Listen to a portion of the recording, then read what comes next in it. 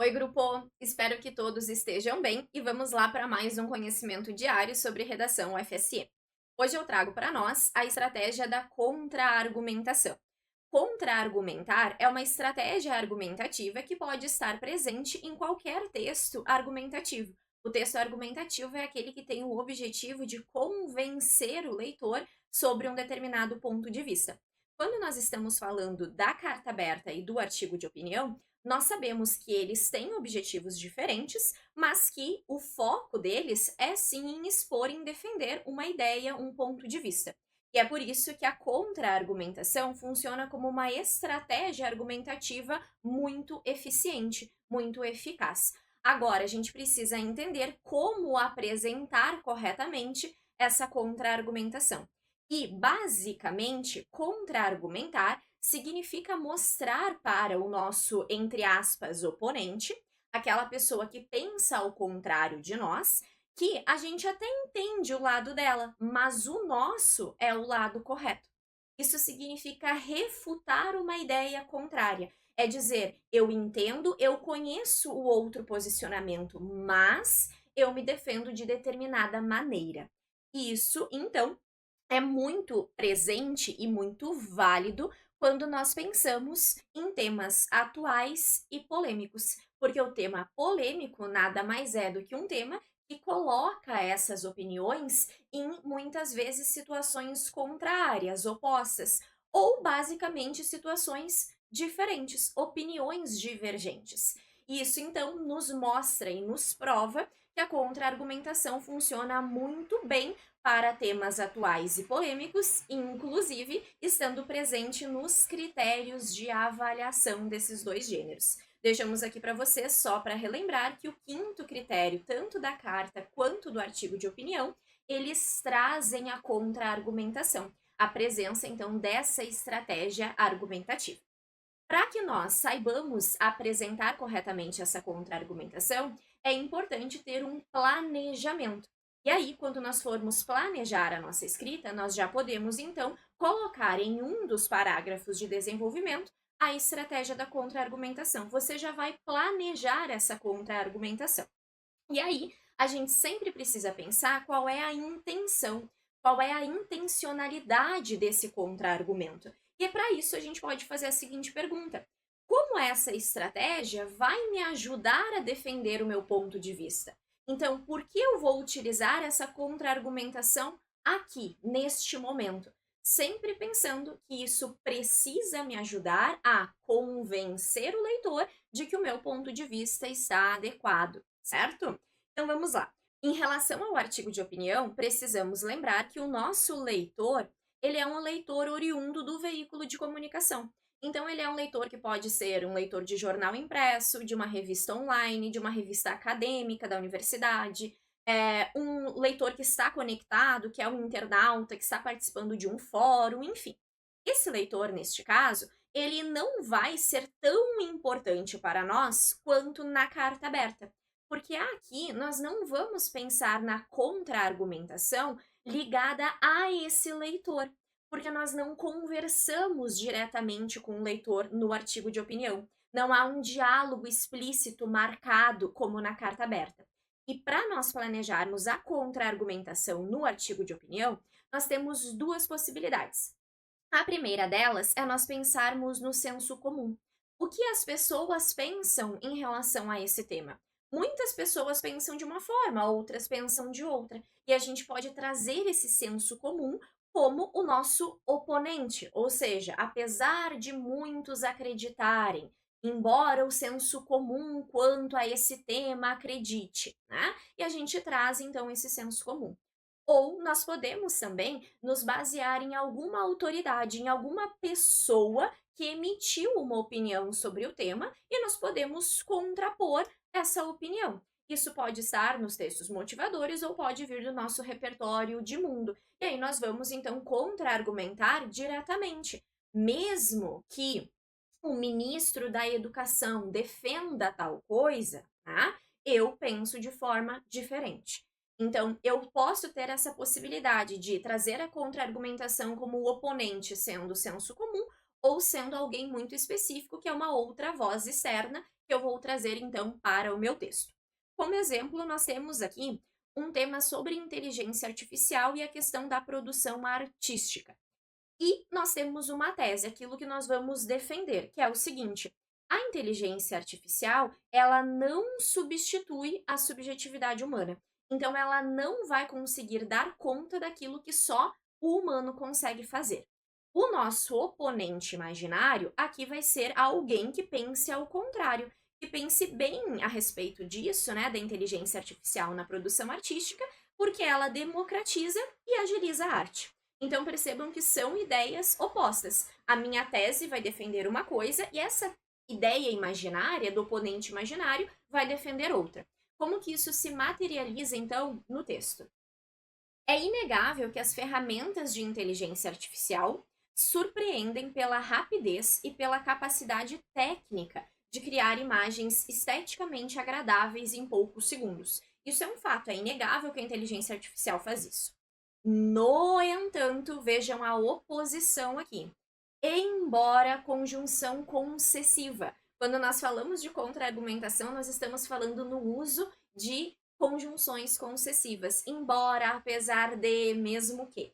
Então, no entanto, embora muitos defendam, percebam aqui, muitos defendam, né? Não é especificamente.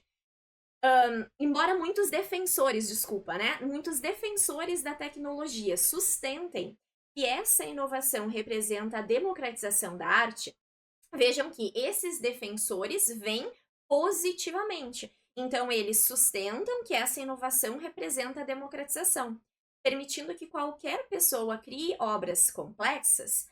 É um engano acreditar que isso seja suficiente para definir o fazer artístico.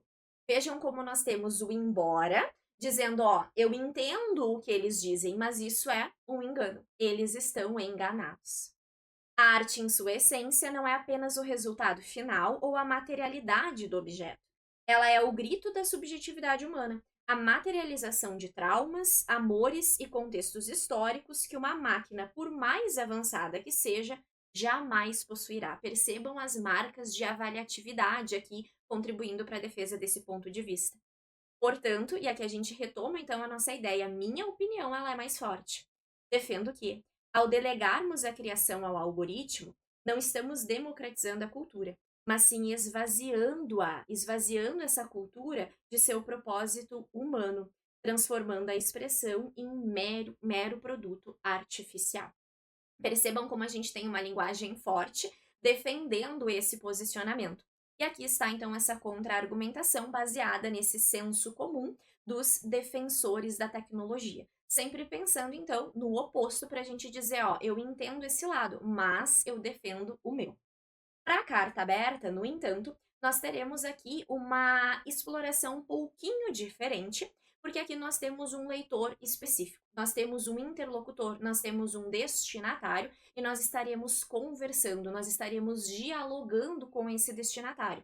E aí aqui a estratégia ela pode partir então das desculpas que esse destinatário nos daria a partir do momento em que nós começaríamos a defender o nosso ponto de vista. Ai, Carol, mas eu não posso usar a mesma estratégia do senso comum ou trazer alguma autoridade? Pode, isso também é válido aqui. Mas na carta aberta, nós vamos pensar nessa estratégia de convencimento ligada diretamente ao nosso leitor. Isso vai convencer de forma muito mais consistente, já que nós estamos diretamente conversando com ele. E aqui, então, para nós vermos como isso se dá, nós temos um exemplo. O tema é a implementação da tarifa zero no transporte público de uma cidade. A gente vai escrever para o prefeito dessa cidade e a desculpa a gente já vai pensar no seguinte: é tarifa zero no transporte público. Qual que é a desculpa que eles vão nos dar? Ah, não tem dinheiro, não tem verba para isso, né? Então, esta seria a nossa ideia oponente, né? A ideia do oponente que a gente precisa, então, contrapor. Nós somos um jovem estudante escrevendo, e a nossa tese é que o transporte ele é um direito social e não mercadoria. Então, não é o lado econômico que precisa estar sendo discutido aqui. E aí nós temos um exemplo, então. Como um jovem estudante, perceba já a marca aqui, né, de quem eu sou. Isso também precisa estar sendo retomado ao longo da carta.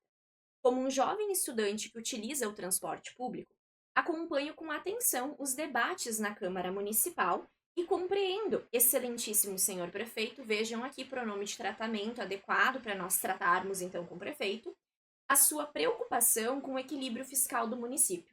Vejam a polidez. Eu acompanho e eu entendo a sua preocupação com essa questão. Inclusive, eu reconheço que a implementação da tarifa zero exige um remanejamento orçamentário complexo e que, à primeira vista, pode parecer uma despesa insustentável para os cofres públicos, como Vossa Excelência tem reiterado em entrevistas recentes. Ou seja, eu entendo isso, eu reconheço, eu sei que precisará ter essa atenção, eu sei que é complexo. Contudo, vocês lembram lá no entanto de cima? Aqui, contudo, peço licença para discordar dessa visão puramente matemática. Percebam a polidez. Aqui nós temos uma situação de um jovem em contato com uma autoridade municipal. Nós precisamos desse cuidado no trato. E aqui nós temos isso muito bem marcado. Então eu peço licença para discordar desse seu posicionamento. É preciso enxergar que o transporte público não é um gasto, mas um investimento no direito de ir e vir garantido pela nossa Constituição. Percebam lá a defesa, da tese.